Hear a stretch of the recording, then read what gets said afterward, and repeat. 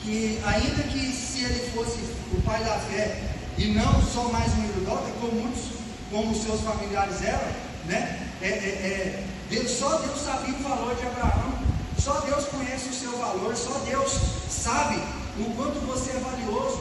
Então, não venhamos dar atenção para o que estão falando, para a importância. Se Abraão fosse dar ideia, fosse dar pano para manga para o que estavam falando dele, ele tinha desistido na sua caminhada e não tinha se tornado o pai da fé, tinha se tornado mais um idólatra como seus familiares eram, né? Não tinha se tornado um pai de multidões, porque muitos diziam que ele não poderia ter filhos, que a sua esposa era estéril, e como ele não deu ouvidos para o que falaram, e sim para o que Deus pensava, ele se tornou pai de multidões, né? E aí no texto, meus irmãos, nós vemos então que Naamã era tudo isso, porém leproso. E aí Naamã, ele teve a oportunidade de saber que ele teve a oportunidade de conhecer, né, a oportunidade de ser curado, porque na Síria jamais ele poderia ser curado através de um milagre, pastor, e muito provavelmente através da medicina, por ser naquela época, também não haveria chance,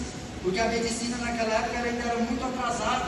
Então Naamã, pela misericórdia de Deus, ele teve a oportunidade de conhecer, de ter a oportunidade de ser curado. Isso porque, por causa de um exemplo de uma pessoa cristã, que é aquela menina que estava na casa dele. Aquela menina tinha tudo para amargar Naamã. Aquela menina tinha tudo para olhar para Naamã e falar assim: não quero nem que morra rápido, eu quero que morra devagar. Tomara que essa lepra dele vai bem devagarzinho para ele sofrer bastante.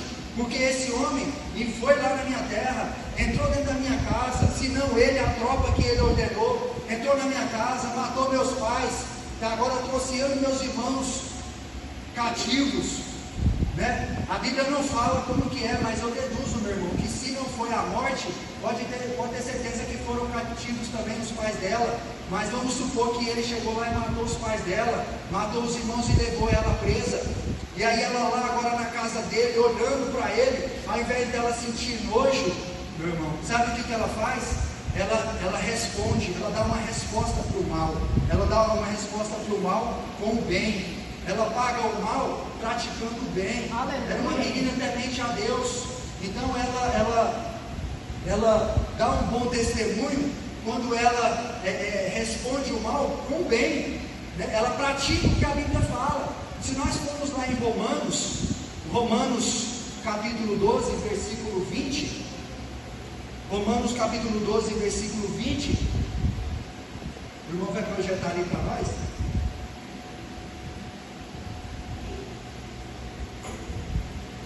Amém? Pelo contrário, se o teu inimigo tiver fome, dá-lhe de comer, se tiver sede, dá-lhe de beber, porque fazendo isso, amontoarás brasas vivas sobre a sua cabeça, e não te deixes vencer o mal, mas vence o mal com o bem. Então a menina, ela dá um bom testemunho, e quando ela vence o mal com o bem, ela está dando um bom testemunho, né? Ela tinha tudo para odiar aquele homem, mas quando ela vê a situação dele, ela se compadece, e ainda dá a indicação de onde ele poderia ser curado. Então nós só vencemos o mal com o bem, meus irmãos. Só podemos ir além de uma situação, e isso só acontece no meio evangélico, daqueles que seguem a Cristo, daqueles homens temente a Deus. Só nós temos a capacidade, em todo o planeta Terra, só nós temos a capacidade de ir além dessa situação, meus irmãos. Ninguém mais.